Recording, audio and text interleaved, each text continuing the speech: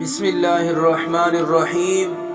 پرانے زمانے کی بات ہے کہ ایک آدمی علم حاصل کرنے کے لیے لمبے سفر پر روانہ ہوا۔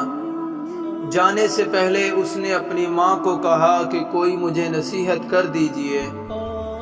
ماں نے کہا، بیٹا، پہلی نصیحت یہ ہے کہ زیادہ دیر تک اپنی بوڑھی ماں سے جدا نہ رہنا اور جلدی واپس آ جانا۔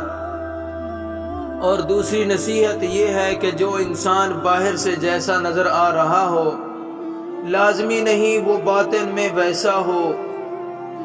میری ماں نے گاؤں کے 3 آدمیوں کی، جن میں ایک قصائی، ایک مسور، ایک حکیم شامل ہے، ان کی کہانی سنائی۔ ماں نے بتایا کہ ہمارے گاؤں میں ایک قصاب کا بہت چرچا تھا۔ وہ گاؤں کے لوگوں میں مفت گوشت تقسیم کرتا تھا۔ میں نے خود کئی بار اس سے مفت گوشت لیا تھا اور اس بات کی گواہ تھی کہ لائنوں میں لگ کر ہم اس سے گوشت خریدا کرتے تھے۔ ہمارے گاؤں میں ایک مسور بھی تھا جو کمال کی تصویریں بناتا تھا۔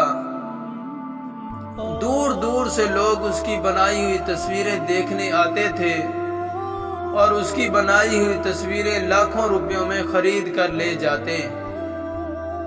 لیکن وہ مسور بہت کنجوس اور بخیل قسم کا تھا، جو لوگوں پر 1 روپیہ بھی خرچ نہیں کرتا تھا۔ ہمارے گاؤں کا مولوی اس سے بہت خلاف تھا۔ باجماعت نماز کے بعد نمازیوں سے کہتا تھا کہ یہ مسور جب مر جائے گا تو اس کی دولت اس کے لیے عذاب بن جائے گی۔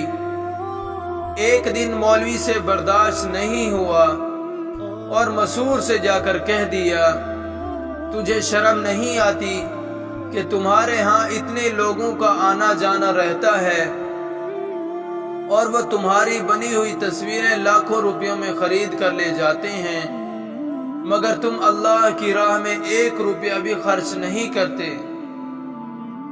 جبکہ غریب قصائی کو دیکھو جو روزانہ لوگوں میں گوشت بانٹتا ہے۔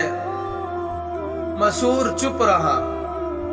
کچھ دن کے بعد مسور کو دل کا دورہ پڑا اور مر گیا۔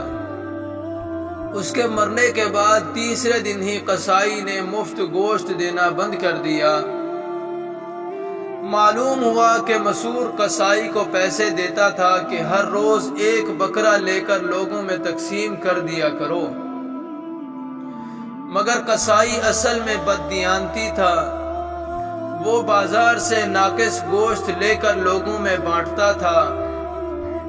مصور کے مرنے کے بعد ہی لوگوں کو مصور کی دیانتداری اور قصائی کی بے ایمانی کا علم ہوا۔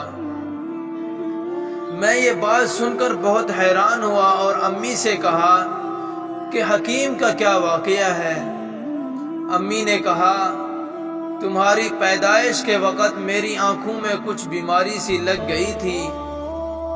میری بینائی روزانہ کم ہونے لگی اور آخر کار میں نابینا ہو گئی۔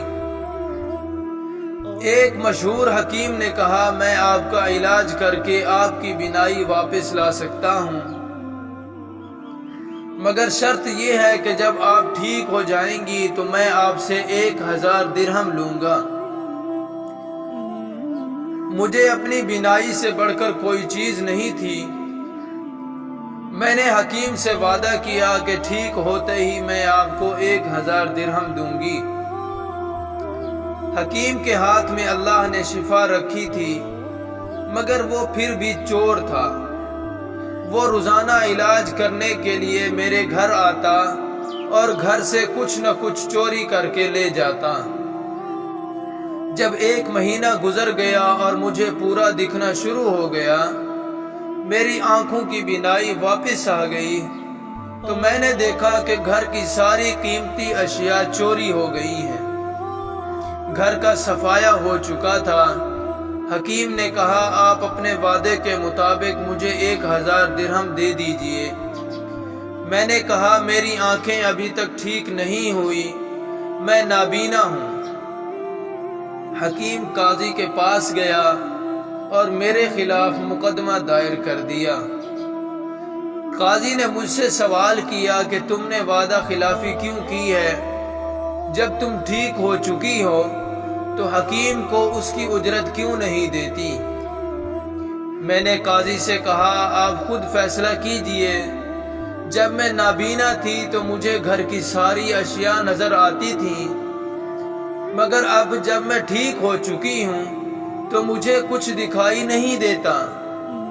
میرے قیمتی زیورات، برتن اور کپڑے کچھ بھی نظر نہیں آتا۔ حکیم بہت شرمندہ ہوا اور چوری کیا گیا سارا سامان واپس کر دیا۔ جب اس نے میرا سامان واپس کر دیا تو میں نے وعدے کے مطابق اسے 1000 درہم دے دی۔